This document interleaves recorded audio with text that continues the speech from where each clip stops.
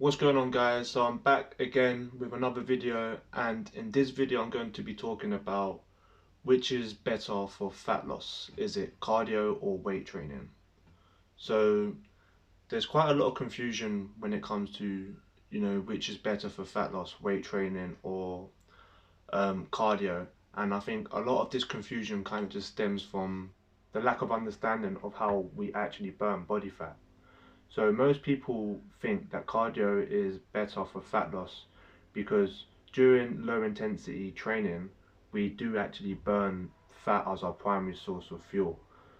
Also, if you just, you was to compare like a bodybuilder compared to someone who does a lot of running, they are naturally more slimmer people, um, because, just in general, cardio is more catabolic in nature, meaning it breaks down tissue. Whereas with weight training, the primary source of fuel is glycogen.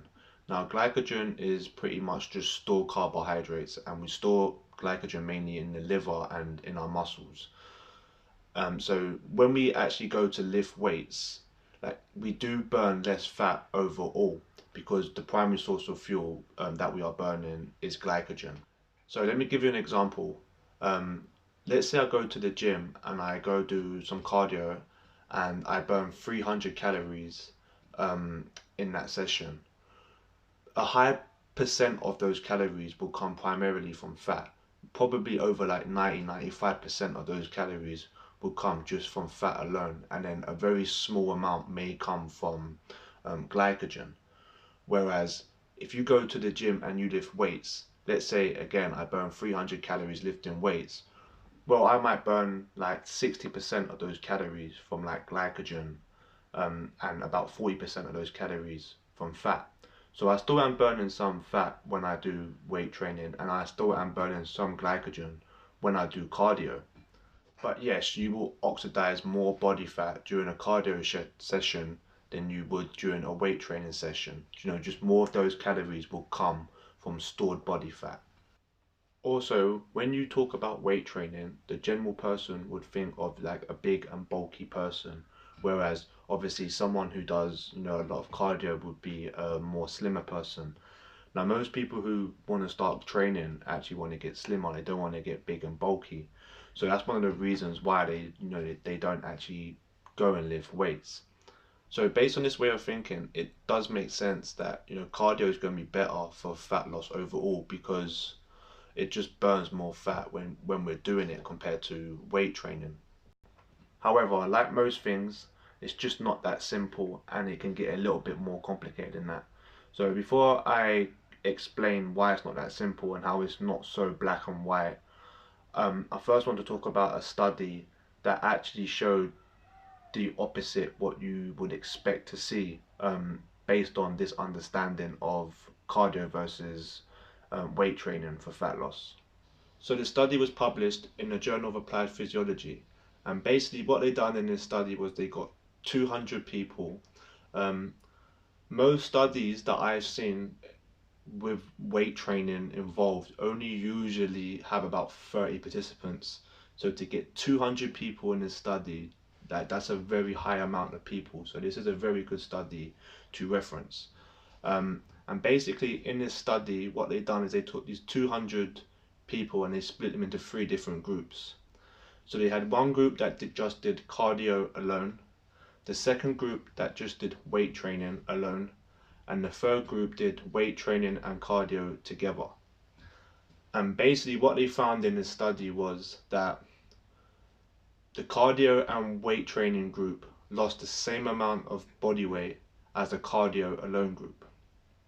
So based on scale weight alone, doing resistance training added no extra benefit on top of just doing cardio. However, and this is a big effing however, the weight training plus cardio group actually gained a significant amount of muscle mass in the study. I think it was a few pounds. So if they lost the exact same amount of scale weight, but one group gained a significant amount of muscle mass, then obviously the group that gained weight in muscle mass they must have lost overall more body fat because now they are the exact same weight and they had the exact same net loss overall. So weight training plus cardio, they lost the same amount of scale weight, but they also dropped a significant amount more body fat compared to just the cardio group alone. Now, anyone who lifts weights or understands the benefits of weight training, this probably isn't a huge shock. However, to the general person, this might be a little bit confusing. Like, how is something that is anabolic in nature and burns less fat making people lose more fat overall? Like, how is that happening? So what's really important to remember is that fat oxidation or burning fat is literally happening 24/7. It is happening every single second that you are alive. In fact, fat actually leaves the body as carbon dioxide. So literally, if you are breathing, you are literally oxidizing fat. So when people say cardio burns fat, or I've also heard people say that if you run at a certain intensity, you have a fat burning zone. That is actually a little bit misleading. Although it is actually true, you are burning fat, but they're making you think that you're only burning fat at that moment in time, and you're not. You're, again, as long as you are breathing, as long as you are alive, as long as your heart is beating, you are literally burning through some form of fat. And how much fat that you are burning at that moment in time depends on whatever it is you are doing. So if you're sitting at home doing absolutely nothing, you're not burning that much fat. Now, you could be sitting on the sofa and eating food. You are putting energy into your body, and you still could be burning and oxidizing a very small amount of body fat. But obviously you're obviously getting fat from the food as well. You could go for a walk, and when you go for a walk, obviously you're burning fat then as well, and you'll be burning more fat than what you are when you're sitting down. So how much fat you are burning at that given time is just dependent on what you are doing. So if I go for a run, I will be burning quite a high amount of body fat at that moment in time, but that doesn't mean I am going to be losing fat overall. What will determine if you are gaining or losing body fat is basically how much fat you are storing compared to how much fat you are pretty much exhaling in the air. And if you think about it, that actually makes quite a lot of sense because when you're sitting down doing nothing, what is your breathing like? It's quite slow, it's very steady, you're not struggling to breathe. What happens when you go for a run? Your breathing gets faster, you start huffing and puffing. Do you know what I mean? So every single time that you are taking that breath, you are literally exhaling carbon dioxide into the air, which is coming from fat being pretty much transferred into glucose and then used to create ATP. And the bio-waste product of ATP is carbon dioxide. So that's literally like the most basic way I can explain how our body is losing body fat. So that is literally calories in versus calories out. That is what fat loss primarily comes down to. It is the energy balance equation.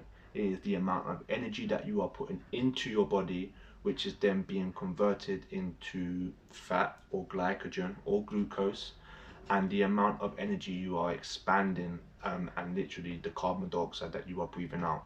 Okay, now that's all out of the way. How is it weight training burns more body fat than cardio alone?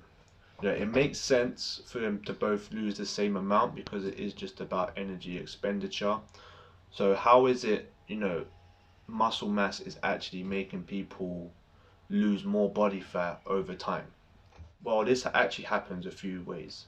So first of all, building new tissue is quite calorie expensive, meaning that it requires a certain amount of energy for us to build new muscle. I don't know how much calories it takes to build a pound of muscle.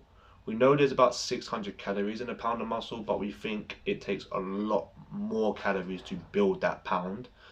And muscle building takes quite a long time to build as well. So it probably happens over, months, weeks to months of, more energy being used to try and build that tissue. Again, I don't think it's going to be a huge amount of calories added on top of, let's say, every single day. I'm not even going to try and guess because I don't even know. Um, but there still is probably going to be an increase of calories being used to try and build that muscle, and every little helps. We know that looking at muscle protein synthesis studies that we see basically muscle protein synthesis is elevated in a trained muscle for up to 3 days.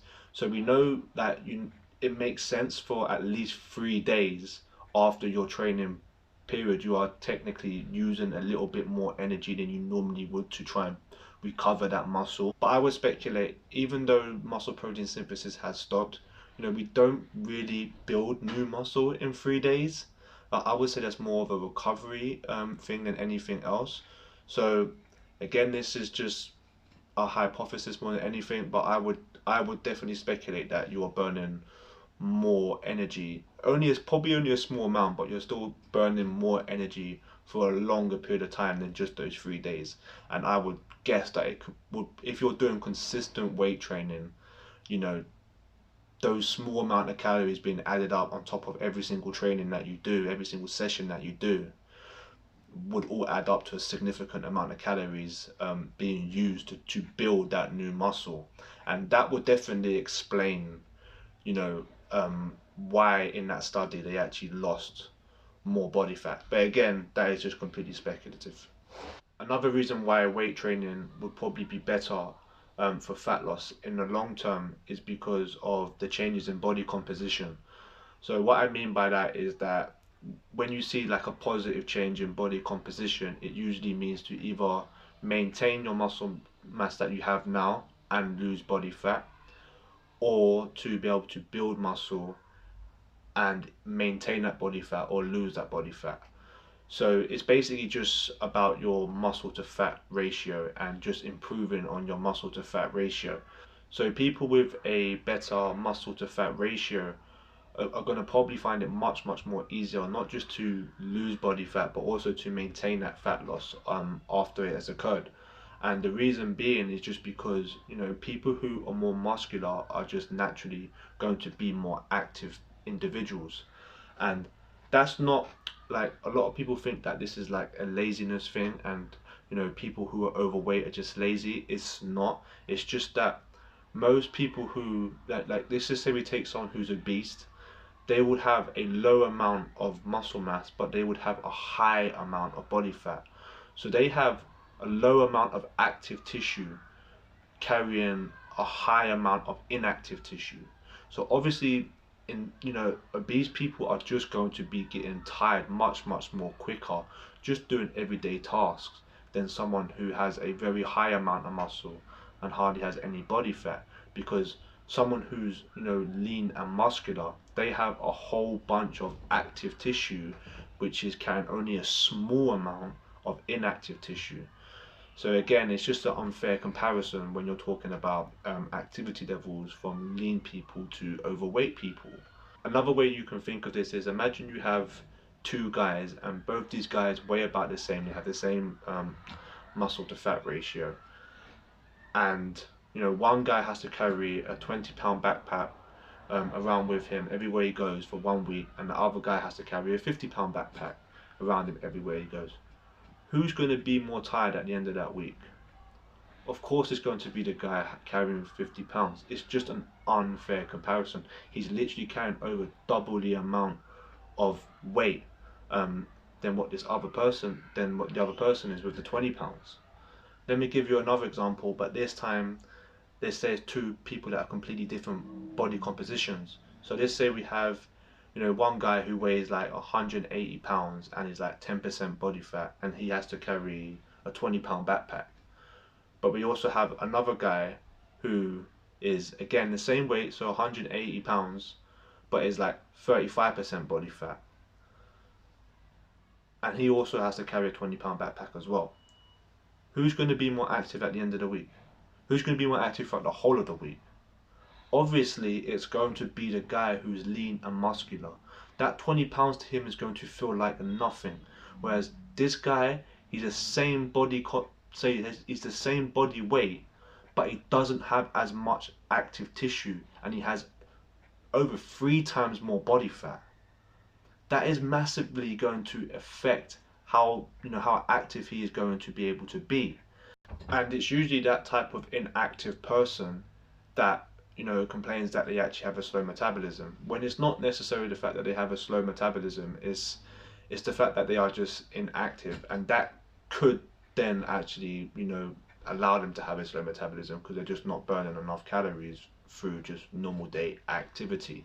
So this is another reason why weight training is going to be more beneficial for fat loss in the long term, is because you're going to get a better body composition of that. And that's going to allow you to be probably more active, later on in your life, allowing you to not just be able to lose fat more easily, but also to be able to, it'll be much more easier to be able to keep the fat off because you're just going to be at a better body composition and be more active. There's another reason why weight training would be better than cardio alone, and that's because basically on how you can progress in your training. So with cardio, the only real way you can really progress your training is by spending more time doing it. Yes, you can increase speed to a point, but you're only going to be able to increase speed so much because it's just going to become too intense, and obviously you can't run for that long of a period of time when you're doing really intense training. So the only real way that you can actually progress is with time, and obviously that just becomes impractical to a point. There's only so many hours you want to be, standing on a treadmill or even running on the street, just so you can burn a couple of extra calories and be able to keep progressing in your training. So you have to take into account, what is practical as well, because obviously that's going to be important, because if you just don't have the time to be able to do all this cardio, then you ain't going to be able to progress, and over time your calories are probably going to get less and less, at least being burnt in that session, in that 1 hour session. Whereas with weight training, it's really easy to keep progressing because all you have to do is literally add a little bit of weight to the bar over time. But as you progress in your weight training, because you are going to get to a point, maybe in like 3 or 4 months, so it might take some time, but when you get to that point where you're like pushing a significant more amount of weight on the bar, or even on the machines, you are going to be burning significantly more calories over time because of that. Now again, it's not going to be huge, but at least you're going, at least from a calorie expenditure point of view, at least you're going in the opposite direction. Finally, there is one other reason why I feel weight training will be better for most people, and that is simply from a consistency perspective. And when it comes to doing cardio, most people don't like doing cardio. Now there is always exception to the rule, and there are some crazy mofos out there that for some reason just love staring at a wall or a TV and running on a treadmill or on a bike, and that's cool, and if you enjoy doing it, keep doing it, it's absolutely fine. But most people don't want to do that and don't even like doing cardio. And when it comes to weight training, you just have so much more exercises that you can do and so much more variety. You can do free weights, you can do kettlebell, you can do machines, you can use TRXs, you can do low intensity, high reps, you can do high intensity, low reps, you could do medium intensity with the medium reps, you could do short rest periods, you can superset, you can tricep, you can do circuit training. There's so many different styles of resistance training out there, and again, most people just find it more fun doing that instead of just going in and just slugging away on a treadmill. So finally, answering the question, which is better for fat loss? Is it going to be cardio or weight training? In my opinion, I would say in the short term, just as the study showed, you're probably better off using a combination of both cardio and weight training. So if you only have a short period of time where you want to be able to, get into the best shape you possibly can, for like a holiday or wedding or whatever, let's just say you only have like 3 or 4 months to lose that weight, I would use a combination of both. In the long term, you can still use both cardio and weight training. However, if you are only going to use one or the other, I would say weight training is going to be more important in the long term, for the reasons that I have stated. So just going over them quickly. Um, Consistency is easier because there's just more variety in the way that you can train. You end up burning more calories over time. So from a calorie expenditure, perspective, it's going to be better at least over time. You would also gain more muscle over time, whereas with cardio, you are probably going to end up losing muscle. Um, Also, again, when you actually start to lose significant amount of muscle, or at the very least you're not putting on a significant amount of muscle, it's very easy to get into that skinny fat stage, and that's why you see so many people struggling to, you know, get over that point. It's just their lean body mass is just not high enough. And of course, once you finally get to where you want to be, if you have used resistance training, the chances are you're going to be probably more happy with the way that you look, um, than if you just use cardio alone. Um, I know a lot of, this is especially true for women. Women always want to get down to a certain dress size, but you have to think, you can get down to that dress size, and I've seen this happen in many different cases with many different women where they lose a significant amount of weight, and all they focus on is trying to get down to a dress size, and they finally get to that dress size and they put on that dress and they're really happy because of the fact that they're proud of themselves that they got there. But then when they look at themselves in the mirror, they're still picking at things. They're still going, okay, I can still see my belly a little bit, or this doesn't fit me well enough here. And the reason for that is because you're not fitting that dress. It's because you just don't have the muscle mass to fit into it. You know, people always get confused about what gives you shape. It is muscle. Like, fat can help, but fat usually gets stored on top of muscle. So if you think like, a curvy woman, they're curvy because they have a decent amount of muscle mass, and they're just lucky enough that where they store fat is on those muscles, so it just makes those areas that look a little bit better. But that's mainly a genetic thing, and it's not something that you can probably change. So gaining muscle is just going to help you have a much better shape as well. Even, and this is true again, I know I mentioned girls, but it's also true of guys. So guys, if you want to get down to a certain amount of weight, um, again, like, it might be great, you might feel great for the fact that you get there, but then when you put on that medium top and it's baggy, like, you're probably still not going to be happy with the fact that you're not fitting well into a medium top. And there's only one thing that you can do in that case: you have to start putting on some lean body mass. Now again, if you're happy with the way that you look, completely ignore what I just said. Like, if you're happy, you're happy in it. So good for you. But if you want to be able to look good in clothes as well, then it's going to be muscle mass that's going to help with that. Anyway, this video has gone on a lot longer than I thought it would, but there was a lot of things that I kind of just wanted to touch on and give you my opinion on. But yeah, thank you for listening. Again, I hope you have learned something from it, and I hope this can help someone.